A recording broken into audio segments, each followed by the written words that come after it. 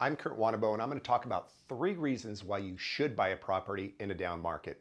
I've been in this business almost 20 years, and no matter what the market's doing, buyers have concerns whether they should buy or not. Whether the market's going up, they're worried about overpaying, or if the market's going down, they're worried about their property being worth less than what they paid for it in a period of time. So let's get to the 3 reasons. Number one, if you're renting, buying a property is better than renting for 3 reasons. One, each month you're going to make a payment, and that's going to go towards lower your principal, which is building equity. You're basically paying yourself each and every month. Even though you're paying a mortgage payment, some of that's going back into like a bank account in the form of equity. Next, you're going to get a tax write-off for the interest that you're paying each and every year. And then the third reason is simply based on the premise that owning a property affords more stability than renting.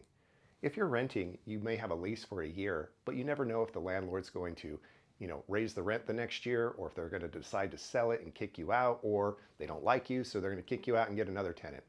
Owning a property gives you that stability. You know where you're going to live for a period of time. You're in control, and your payments are traditionally going to be set for a long period of time. Now, the next thing that I talk to buyers about, if they're considering buying in a down market, if you're going to live in this property for a long period of time, it doesn't matter what the market's doing.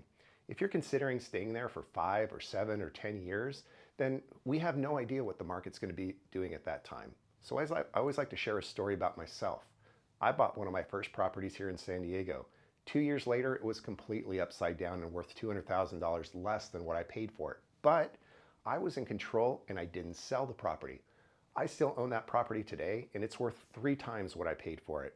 And I turned it into a rental property, so I make money each and every month as a supplemental income. So if I had been worried about the market going down, I wouldn't have been afforded that equity and opportunity. The last thing I tell people that are considering buying in a down market, you really need to think about, how is this going to affect your quality of life? For some people, I talk to buyers, they're in a 2-bedroom condo, and they have a couple of kids, and now they're both, the husband and wife are working from home, and they just need more space.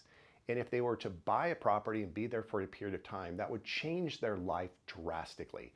Instead of worrying about what the market's going to do over the course of the next year or two, focus on your quality of life. So those are 3 very specific reasons and why you should buy in a down market. Be sure to check out my other video in regards to 3 reasons why you shouldn't buy in a down market.